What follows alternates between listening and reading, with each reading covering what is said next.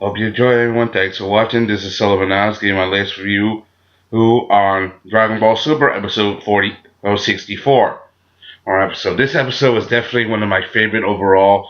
The way it was, the way how it is, it definitely reminded me of Dragon Ball Z and how it way it was. It's definitely the progression was awesome. Anyway, let's get started. When we come back to what happened last week, Vegeta beating the hell out of Black. Ak, had he grown stronger from his time in the hyperbolic time chamber. Iron Chamber, Goku dealing with Zamos is still learning how to use the evil containment way, the Mafuba. So I was seeing and Hano say, see how he kicks ass, say, Black even understands how Vegeta got this powerful. He said, blast like that wouldn't be enough to destroy you, so come out, you imposter. He's been calling him a fake, because technically he's right, he is a fake Goku. He just stole the body of Goku and used it for himself. He just stole his body, which is pretty messed up. It's pretty messed up and pretty sad when you think about it. I mean, he manipulated Goku's body to use for his own ways. It's pretty... that's pretty evil.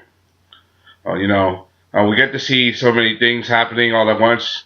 We get to see Bulma. She remembers how she recorded Piccolo recording the Mafuba for fixing the time machine. Even trying to use super glue to fix the containment jar or the sealing urn so they can contain Zamos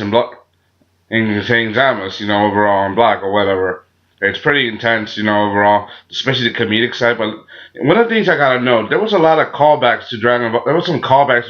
For example, Black came up with the idea that was anger, that Vegeta's anger is what fuels I to become stronger for seeing what happened to his son after. And he's right, because Black did beat the hell out of Trunks, even more than once. Like, he beat the hell out of Trunks, nearly killing him, destroyed his future. He killed his mother, which was Bulma, but his wife, and the way and one of the things he did, had Black even feeling angry himself, stabbing his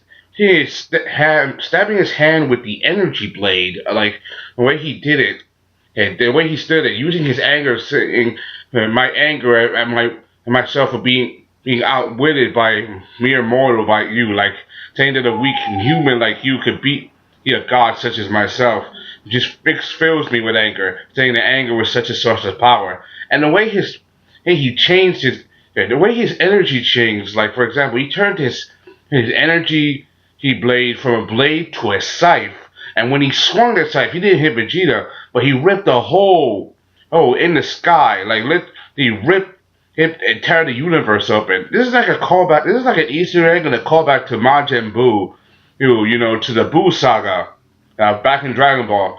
If you guys remember, in the hyperbolic time chamber, Trotex lied, saying that he was weak, but everybody believed him, including Piccolo. So desperate Piccolo, he destroyed the door to the hyper time chamber. But then Buu got so mad that they used his power and his voice to rip open a hole in space and got out, created a tear in time and space.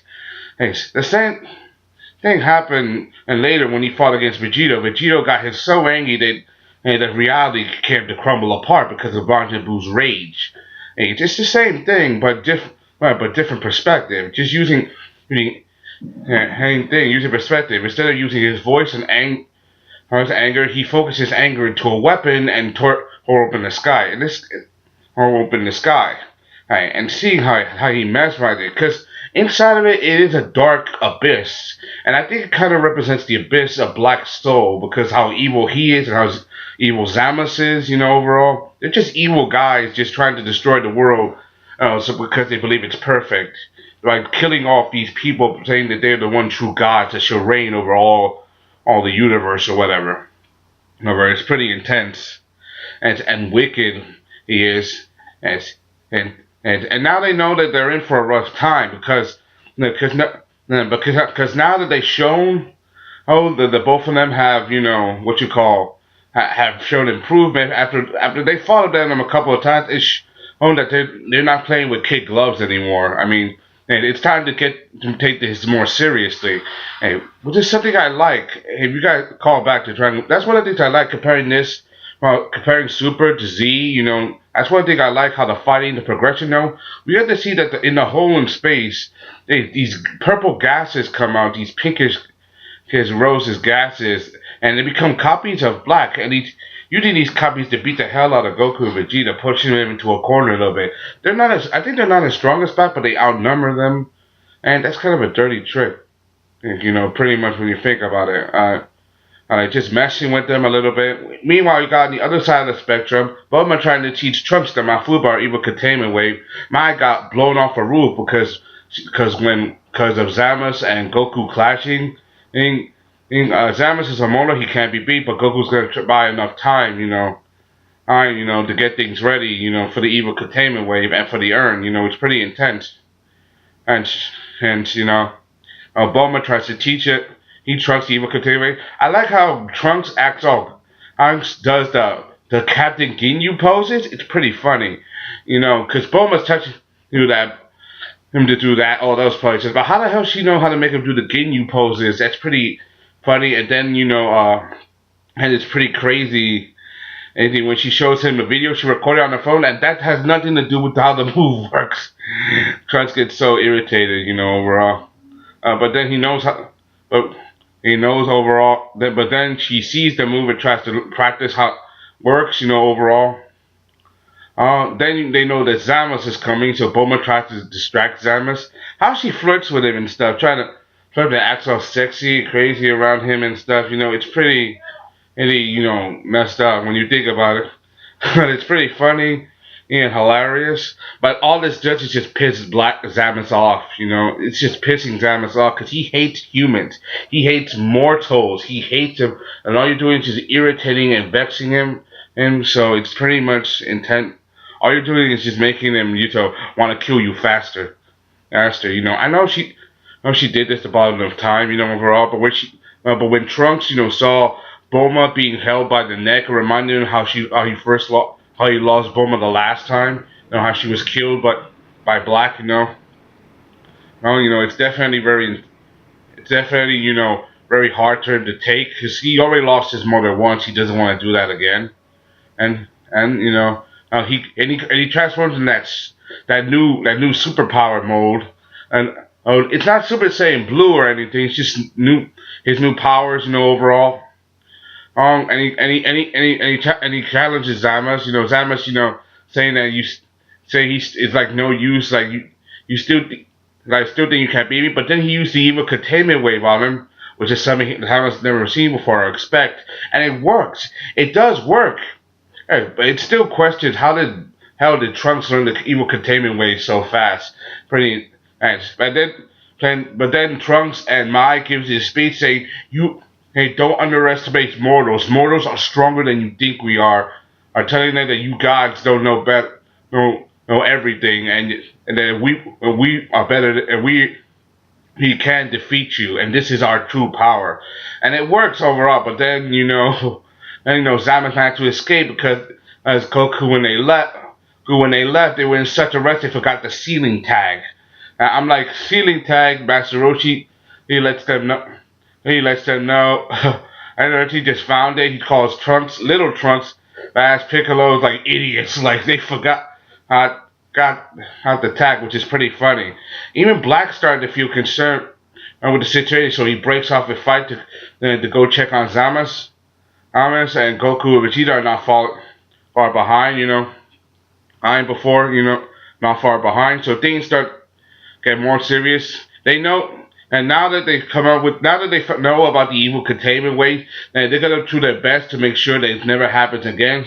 So they decide to kill their ultimate weapon. They decide that playtime is over. And I really liked how the Patar earrings they glowed, overall. Like Goku says. Yeah, so that's your next move, right? So because he knows what the Patar earrings can do. That happened to him, and to Supreme Kai Shin before. He knows what happens, He knows what's gonna happen. It's fusion time, and Zamos taking Immortal Zamos firing from the ear, put it on the other ear, and him and Black, they become one.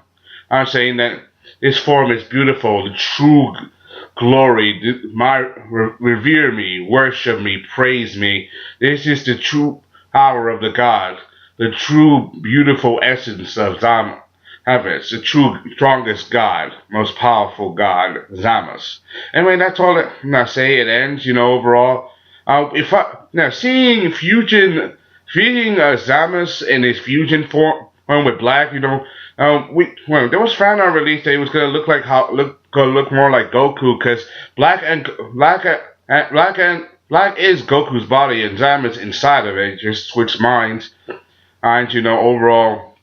But it's still basically it's just two Zamas fusing together to become an even stronger Zamas, just different forms, different power. Now it's Zamas with all the power of Black and Zamas, including Zamas' immortality, which means that he's going to be twice as hard to beat now than together as one, and with even more God power than before, his power may even rival that of Lord Beerus.